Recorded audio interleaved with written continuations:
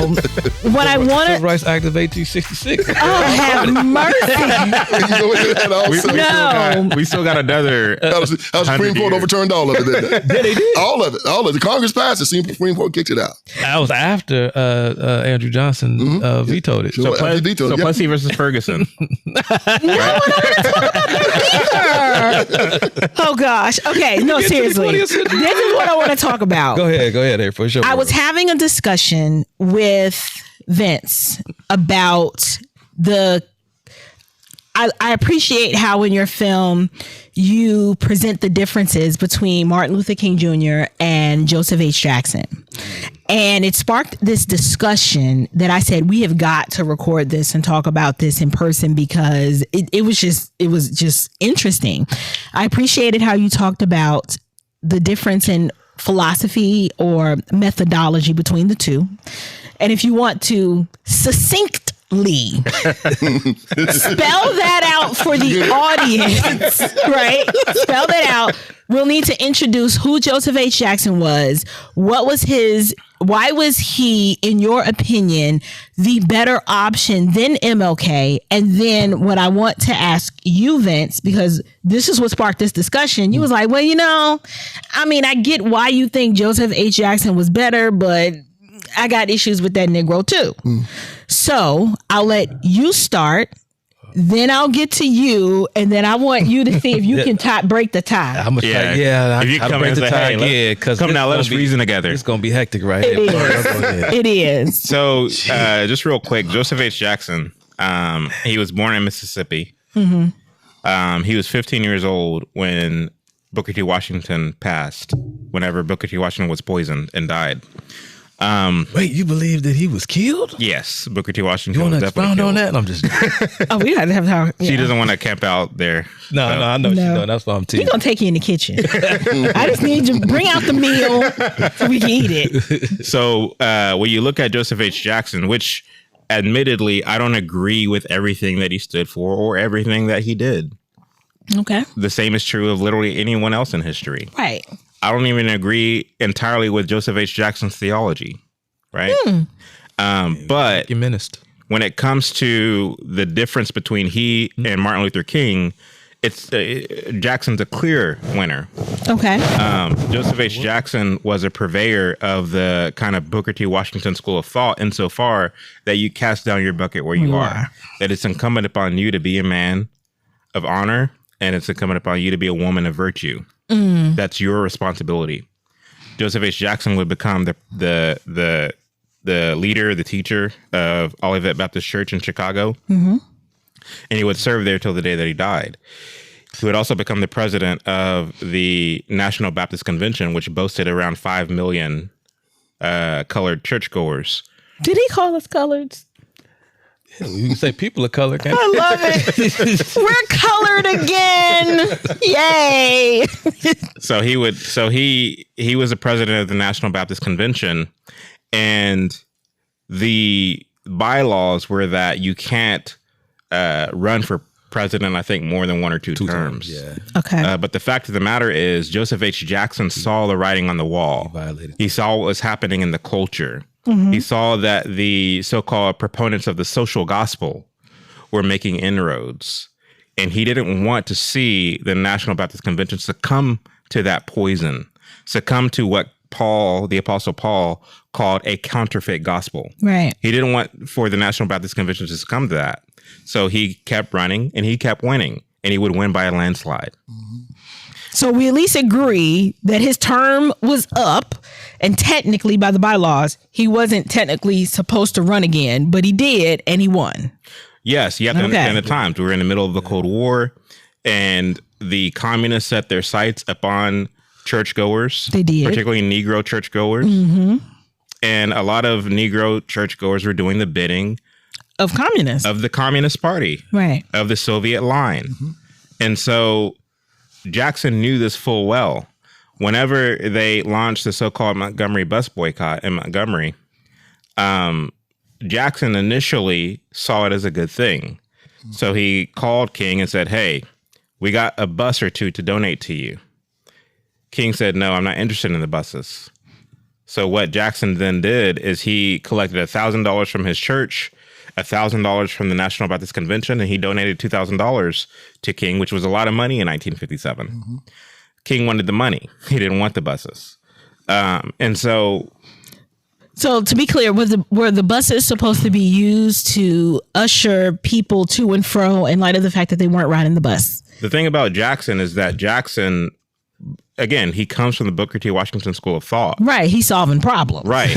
Okay. Yeah. I mean, don't beg the white man to sit on the front of the bus. Yeah. Here's some buses. Here's some buses. Create your own black bus company. Right. And there were already black bus companies. There were already Negro bus companies. And so again, King refused the money. The buses, he wanted the money. And Jackson soon thereafter figured out, oh, I know what these guys are up to. Mm. And so, long story short, Stanley Levison, who was King's handler and advisor, advised that if you were to sit atop the National Baptist Convention, this would be huge for you, for our agenda. Mm. And so King at the time was young. He was fresh out of college. It didn't make a whole lot of sense to take this young person and put him at the head of the National Baptist Convention. So they needed a puppet. So they ran a man by the name of Gardner C. Taylor.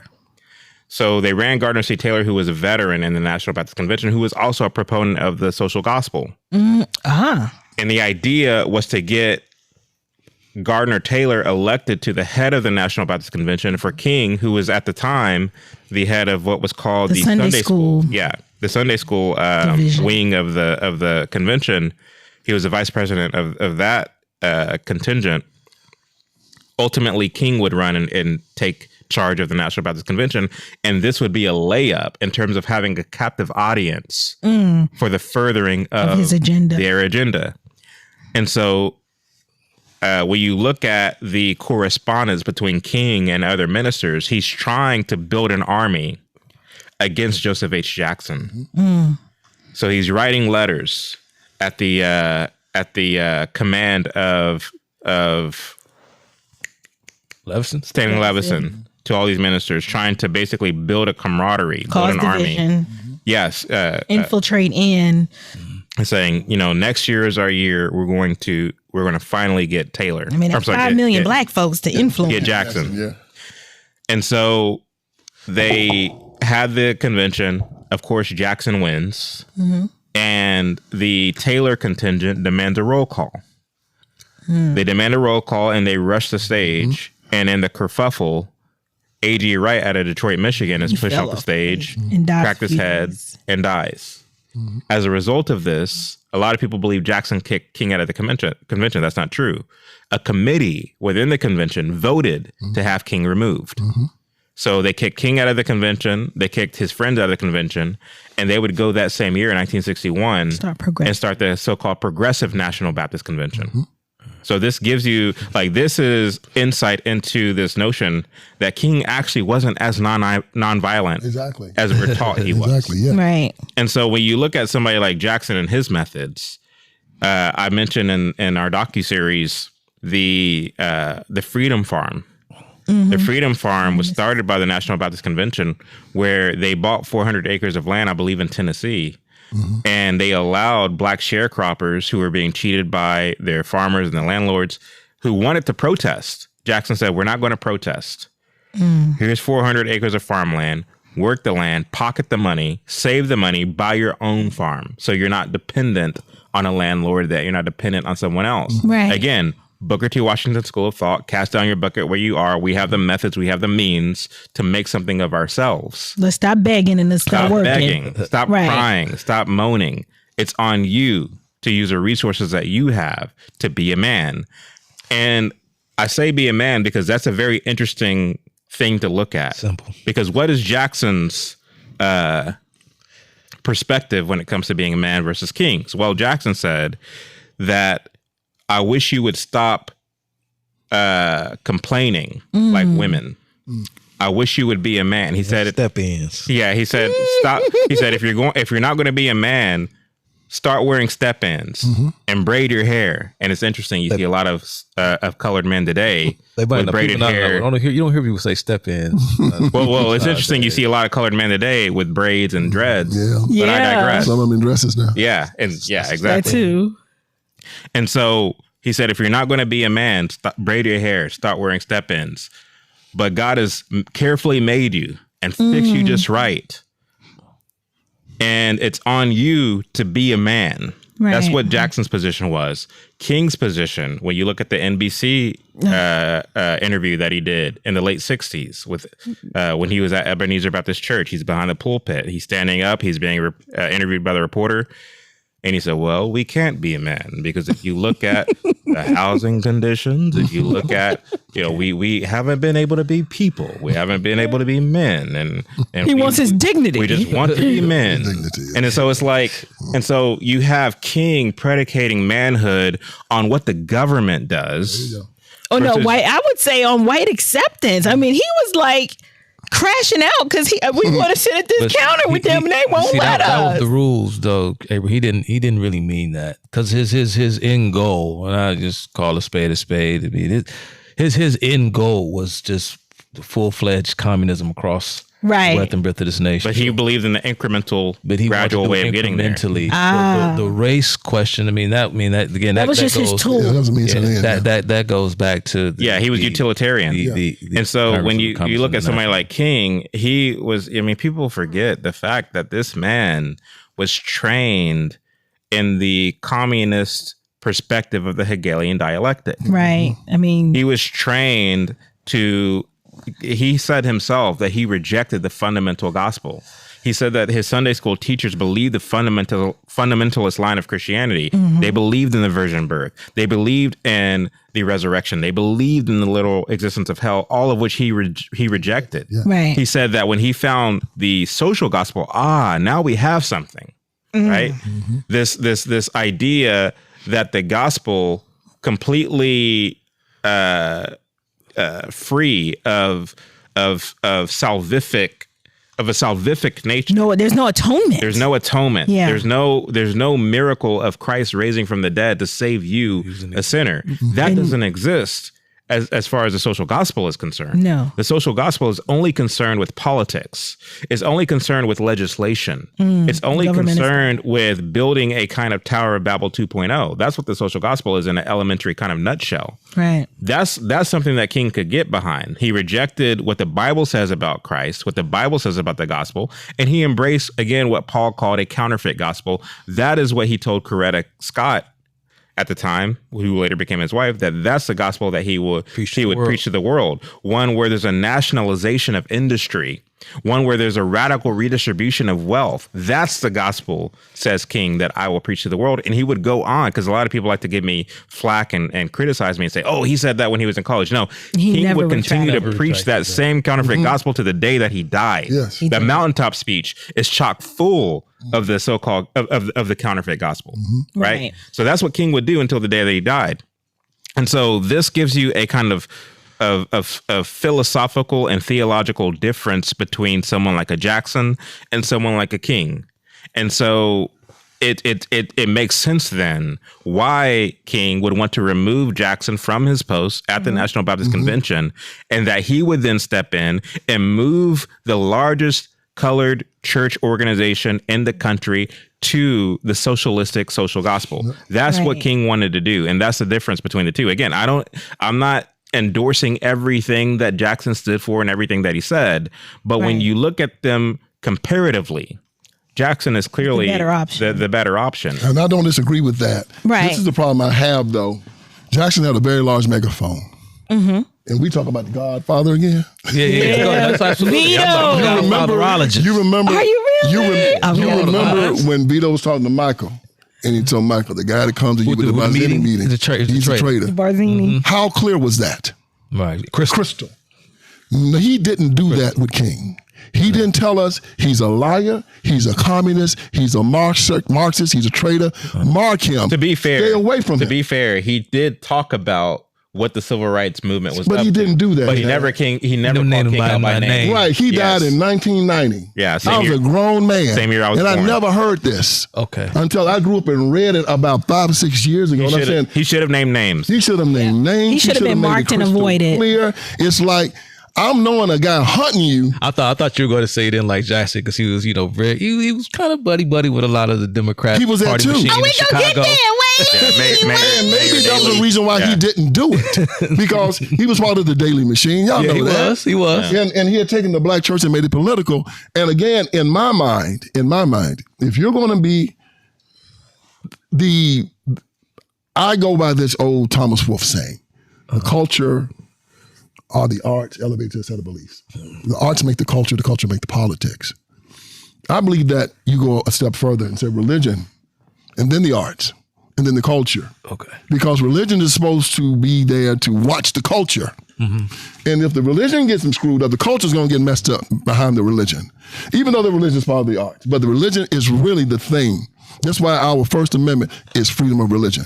The religion and the virtue and the morality of the people are going to determine everything. And when the religion goes bad, everything goes bad. This is why Jesus was such a gangster, man.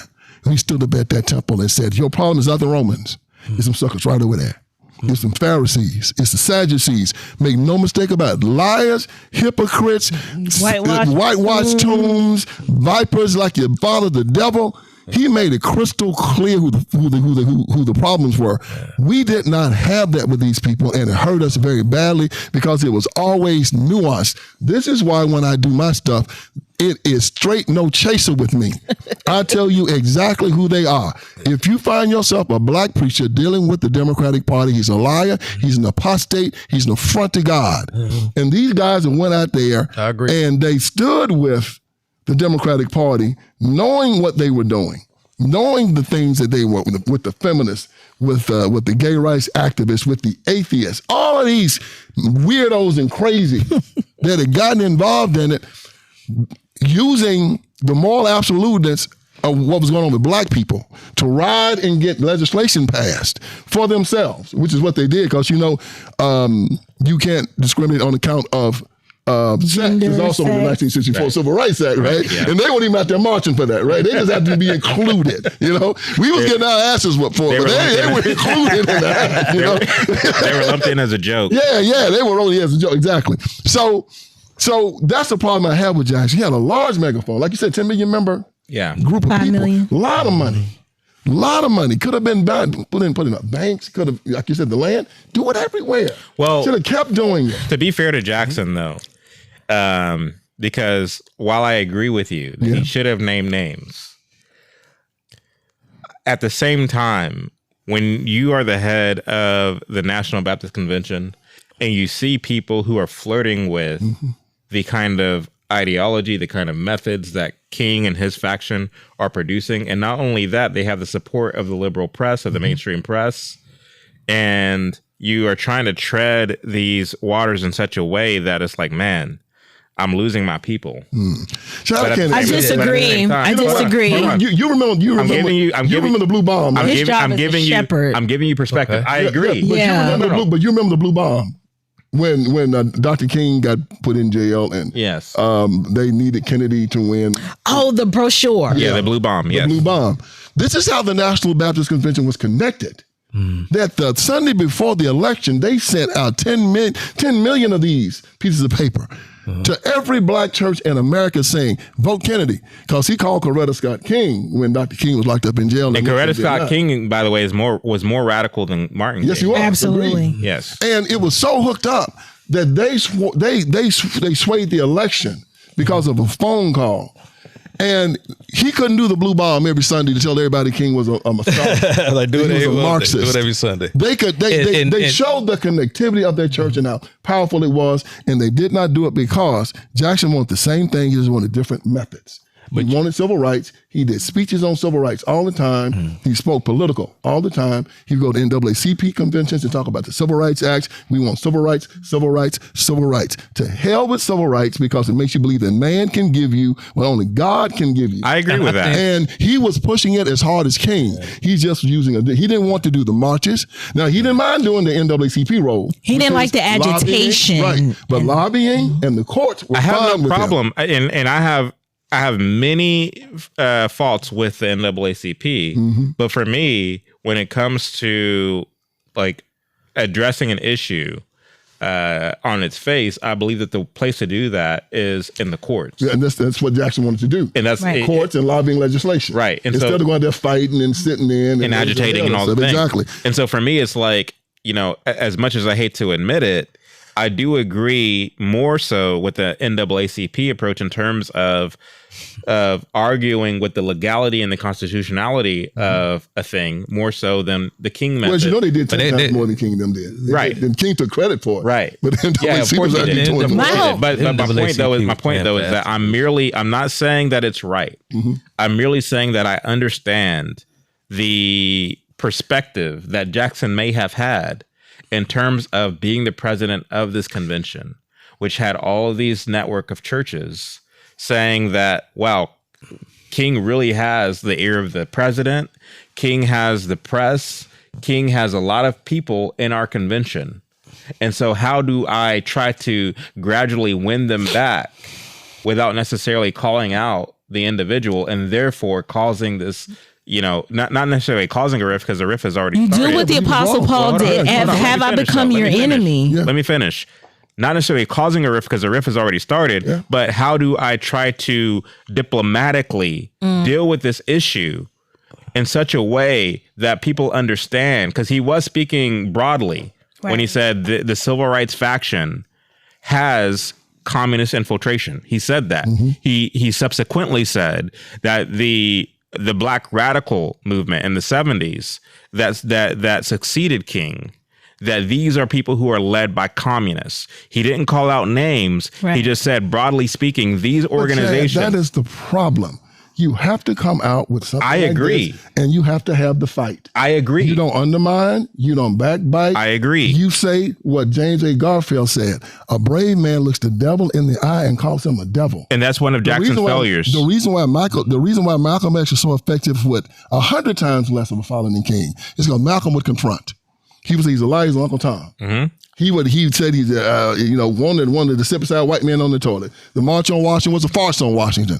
Malcolm said it out loud and people listened because nobody else would say it. The Bible instructs us to do that. Always confront. And that's the problem. And Jackson wanted to use the church as a political push for the Democratic Party also, because he was very political. He spoke a lot. He spoke a lot about civil rights. But for the Democratic Party, come on, Vince, that's not entirely true. He was a machine, man. But dude, he literally endorsed Nixon, who was a Republican. He endorsed Nixon, but that was in '68. But during the civil rights movement, he was all in with Johnson and Daley. This was afterward. 1968 was Nixon. He didn't endorse Nixon in '60.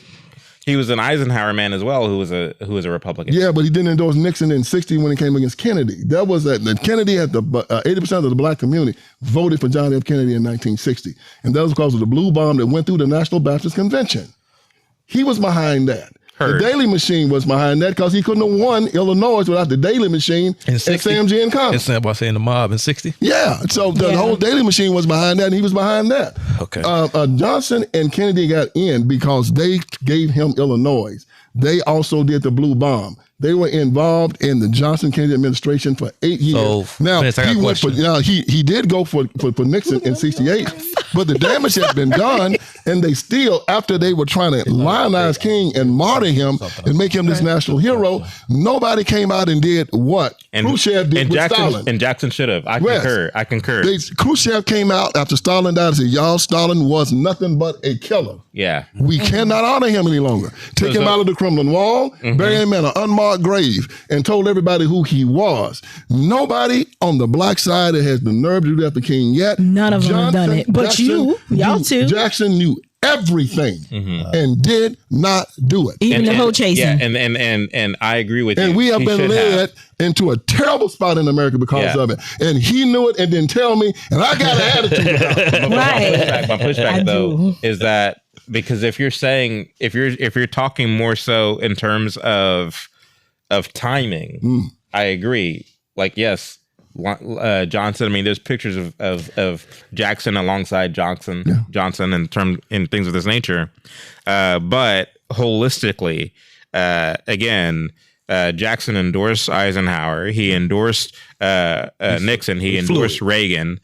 So this idea, and this is the only portion of what you said that I'm pushing back on, that he was shilling for the Democrat Party is not true on its face. Well, I said between 60 and 68, but also he was always part of the dating machine. I don't know if he ever left it. Yeah. So when it comes down to, federal politics versus state politics. But when it came down to mostly him telling the United States of America and telling the black community about Martin Luther King Jr. Yeah, he should have done that. The damage that was going to happen I agree. behind us following this. He had the megaphone, a bigger megaphone. It should have been a fight. It's like we talked about the Civil War, right? We can't get along, so we got to get it on. Right. I'm not going to not tell my people about you. Yeah, he should They have. have to know. And then because if they don't know this, they're going to die. And when they changed the name of the street that his church is on to MLK Martin Luther King Jr. Drive, Right. he moved the front door to the adjacent street so as to not have his church on Martin Luther King Jr. Drive. Yeah, so basically that, he like, did it. It was a cowardly move. I would have done the same thing. Yeah, it wasn't like a censorship. But as petty as it was, you was a cowardly should have done more. move. Yeah, he should have He was done a coward. I mean, come on. The reason why, Should know as a shepherd, if he had been taking the role of the pastor, elder, bishop more seriously, theologically, he could have easily pointed out the issues with King. The Bible says to rebuke. The Bible says not to participate in darkness, but to expose it. And to do so in the presence of all. So yes, I totally agree. He should have named names. He should have called it out. He should have said Martin Luther King and Stanley Levison. They mean you no good. They are representative of a counterfeit gospel. Right. He could have exposed the whole band of these freak nasty diddy crap preachers. He did it. That's what they were. He did it in a broad way. I'll be cracking up. He talked about how these factions or these undercurrents are present in these movements and in these organizations. He didn't go the extra mile in terms of calling out the names. Well, I think the danger was so imminent. He didn't warn us that the house is on fire. It was almost like he saw the house on fire. It was like, I mean, should I go pour some wood on it? My position, and again, hear me. I agree with both you, April, and you, Vince, that he should have called names. I agree with you. But I'm willing to take what he did give in terms of saying these organizations have as its driving motor communist influences. But that I will take. Chad, the truth. You had to dig for Jackson. It wasn't like he was ever president in your life like Jesse Jackson, Al Sharpton. Jackson was more popular than King in his day. Yeah, but which is why he should have said what he needed to say. How did you find out about Jackson? I think his How point old were is you? that I was probably 28. people don't know because if you he had to find him. Anyway. It wasn't like he was there. You said, "Who's this guy?" Yeah. And then you looked him up, as I did. He's And a footnote now. Yeah, and you say, "Wow!" And you are over the National Baptist Convention with 10 million members, a boatload of money. Because I think what you're about to say, Vince, to preempt you, that had he been more direct and called MLK out by name, perhaps his profile would have been a little bigger. Because there was a quote unquote rivalry between the two of them. But he's remembered in the kingdom, and that's what matters. No, he is, but he needed. But his job was to save. Was He to bring left us to a wolf. Yeah. His job was to bring us to Christ, and for me to sit there with somebody that I'm supposed to know, who knows that I'm getting ready. Like for instance, I know you guys wouldn't do this to me, but you see a dude spike my drink right here, Right. and then y'all watch me drink it, Right. and then after I'm convulsing and dying, I found out that you knew, and I would say, man, you knew he put that in my drink, and you watched me drink it. Yeah, Fair point. And this is what I'm saying about Jackson. It's the same thing. You knew this guy was a communist. You knew he was a Marxist. You knew he wasn't a Christian. You knew he was a hoe chaser. You knew all of it. And you allowed him to go up and do this march on Washington, go before the White House, write legislation for us. Right. Allow him to be put in the history books. You allowed a national holiday to come in this guy's name, and you didn't tell us anything? Ain't say Man, I need to nothing. go dig up your grave and set your bones on fire for that. That's a little extreme. You know how they get to y'all. Vince mad about it. Yeah. You know, the Pope, Vince you mad dig him about it, up and you hold a trial. This is mad about it. The cadaver trial, yeah. I don't know what I'm about to say, but All right, so can you help settle the arguments I don't want to go that far with it. or bring Just go and urinate on this tombstone or something. some clarity to it, or at least what are your thoughts? I think we're all in agreement that Jackson stood for some great things. Had the people, black folks in particular, heeded his words, and the history of the country, and again Right. the black community, such as it is, more specifically, would have been completely different. But Do you think it was self-preservation why he didn't say more? Well, see, that's what I was going to say. I was going to give just a few historical notes when it comes to Jackson, as far as from my research and what I've learned about him. And in a weird way, I think it's going to kind of help you and Vince's point a little bit more, because I'm trying to figure out the why. Like I was taking a side. I am a moderator. No. Kind of look of it more as a why, You because literally use the word coward. You can't say that and then say I was just being moderate and neutral. Come on now. what's You just said just being mean. Man. You see him moderate. She didn't put an expletive before that. Yeah, exactly. the event in what was it, Kansas City, and of course when Joseph H. Jackson, I think he came to the funeral of Reverend. Did he? Yeah, he gave a Of A.G. speech Wright. there. Yeah. Oh, A.G. Wright. A.G. Yeah. Wright. Yeah, he attended the funeral, and Jackson did. Okay, yeah. And he spoke. There was a line when he spoke at the funeral, and again, I don't believe he said King by name, but he said something to the effect that these people talk a lot about God, but so he said something to the effect that they talk about God, but God is not in them. Why are you veiling the message, sir? I needed him to say the word. Y'all see how hard I go after Jamal Bryant? I needed him to do it like that. These John the mics, Baptist, right, going after Herod. These mics are individually connected, so he can literally cut off my mic and only make it to where Chuck's mic is picking up the audio. So my whole point wasn't even to get you to jump back in. When I was talking about the whole incident that occurred at the National Bank, because what Chad said that they want a roll call. From my understanding, and I could be wrong, I guess minor detail doesn't really matter. I think what matters the most is the fight that took place that results in the death of this man from my home city of Detroit. Detroit in the house. Right, Detroit in the house. But from my understanding, Chad, it was that they were trying to prevent a roll call. Not that they wanted one; they were trying to prevent one, because certain Jackson detractors would say, well, Jackson and Chad kind of alluded to this, that he would violate the bylaws of the convention, because he didn't want to give up power. And people would say, well, Jackson, he was just power hungry. He couldn't see that his days were numbered, that the culture was shifting. He took him to court, didn't he? I'm not sure. I don't know. Yeah, they did take him to court. Okay. They ruled in Jackson's favor. Yeah. That's right. Chris Jackson out. Yeah. Y'all gonna take me to court? King, what, 26, 27 years old? Right. Oh my goodness. There was still, I guess you can say that it's fair to say that the majority of the folks were on Jackson's side, but the support for King was rising. It was rising, it was growing, and Jackson was panicked.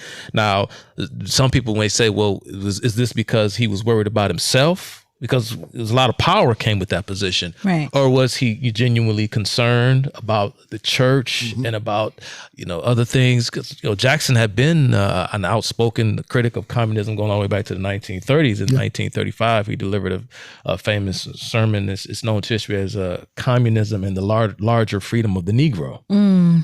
In that speech, he did showcase and stated outright his support for Gandhi, which he would later.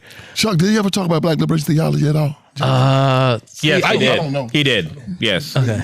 He said that that God is like, you have a contingent of people now, and this was in response to the proliferation of people like James Cone, who tried to relegate God to a color, and God is not a color. So yes, he did speak to that. So then,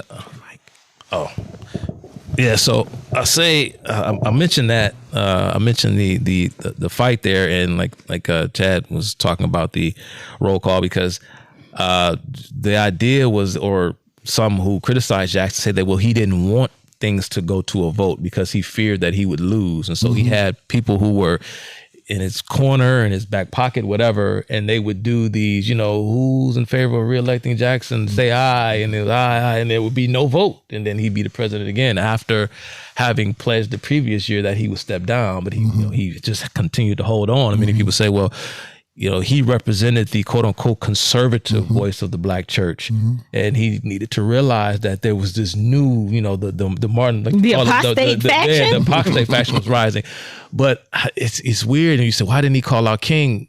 A lot of people don't mention the fact, to the extent that they mention Jackson at all, is that Jackson, he had known the King family for a long time. I don't give a damn. I know that's why I said what I'm about to say is probably gonna help y'all position, because you're gonna be like, that make it even worse. That makes it worse. It's like he knew how trifling they were. And he sort of trifling is crazy. And he kind of looked at King almost like a son. It's like a mentor to And even when I think the Progressive National Baptist Convention, when it started, I believe that Ebenezer Church remained in the National Baptist Convention. Yeah, they sure did. They stayed. His father, they said, we're not going anywhere. And so I don't know if they're PBNC now. Yeah. So maybe it was because of PNBC. Right? Yeah. So maybe it was because Ebenezer stayed after the fallout, or maybe it was because of the long-standing relationship he had with the King and his father and the family. I don't know. I don't know. As it stands now, the black church is basically apostate. It's a mess. They support Black Lives Matter, LGBTQ. Right. I mean, Jamal Bryant is basically the Pope of black Christianity in America, which is a freaking shame. But it's fair to say. Yeah, he out shopping running. I think the consensus. I mean, we're trying to get Jackson the attention and the credit and the respect that he deserves for the positive things that he did do. But I think we can all agree that would you agree that Jackson is a lot to be desired? There was an opportunity missed. No doubt. I have no doubt whatsoever. He's a better man. He had better morals, better scruples, better ideals. He was a better man. The only thing I hold against Jackson is that he didn't come out and tell us. Okay, I think we can all agree. And I still think one of the biggest problems we have in Black America right now is the division of labor, that we actually take our black preachers and we make them the kings of our community. We don't have a politician, a black preacher, and a civil rights group, and they kind of check and balance each other. Like I was checking, I think that there has never been a Jewish rabbi that has been in Congress. The last Roman Catholic priest was like in the 80s. But yeah, we got black preachers everywhere. Indian, Japanese. Nobody except black folks. Right. Colored people. And so where is the check and balance, right? Where is the Nathan that goes to David and says, thou art the man? That corrects him. Where's the Billy Graham that goes to the president and says, you can't do that? Yeah. They're one and the same. And so the very person who's supposed to be our moral, virtuous religious leader is making backroom deals for LGBTQ. Because they put and abortion and birth control and letting drag queens go in schools up in Washington, D.C. And so they corrupt our religion. And this is the problem. And King started all of that. And Well, he continued it. He didn't start it. He continued it. He continued it. Yeah. And Joseph Jackson, not that he ever ran for office, but he was heavily involved in politics. And I don't know if he's probably NAACP, he probably was. He wasn't. So, okay, good. So we took the black church and we made it an arm of politics. And basically of an apostate political party. I mean, it would be bad enough to be part of politics, but if the political movement that you were adjacent to actually mirrored your religious ideology, it'd be much better. Right. So was Jackson being hypocritical when he said verbatim that a minister of the gospel can't be a politician? Did he say that? Yeah, he did. Oh, if he said that, I agree with him. He did. I agree with him you because believe that? you have to do things in politics that the pastor and the preacher is supposed to be the barometer. When you go too far, he's supposed to be the one to take. He's a safety valve. You can't do that. Why? God says no. You can't do that based on my religion. I'm going to tell my congregation about this. You're treading now on very, very, very, very, very. The whole abolitionist movement was basically a movement that started in the church. Back to the 19th century again. Always Vince. back. You can't Y'all do love that. y'all some slaves. We try to use these Trying to moral. free y'all. Let me We hear. try to use these moral ideologies to press our political. But now you're using the church to press an anti-Christian ideology in politics. And that's extraordinarily dangerous. And here's the coup de grace. We're dying. It is not hyperbole. Literally. The nation is actually dying. Literally. So here's what I'll say. In light, to put a bow on this, because of J.H. Jackson's failure to mark and avoid and do what the Apostle Paul admonished the people of God to do when there's a known false teacher in the midst, effectively the black community has been ushered into the hands of the Democratic Party. Since that's where we are. I wouldn't say because of his failure. Well, I would lay his totally at no. the feet of Jackson. No, obviously that's we're the speaking implication. broadly. He didn't even want us against Jesse Jackson and Sharpton and all the rest of those cats back in those days that I know of. And they were leading us right there. After the Civil Rights Movement, all those cats ran right to the Democratic Party, whether Andrew Even while King was alive, like King literally lobbied the 64 convention to accept the Freedom Democrats, who were literally Marxists who were aiming to, in a sense, adopted the symbol capture of the Democrat Party in perpetuity to advance the communist cause. Yeah, and it had gotten baked in by the time Ronald Reagan got there. The point, because as you know, Abernathy also endorsed Reagan and Hosea Williams did, but it had gotten baked in then that if you weren't getting free stuff from the government, if they weren't giving black people free stuff, you were racist. the point I was making is that has turned the black community into this voting block of give us free. Yeah. Literally free things.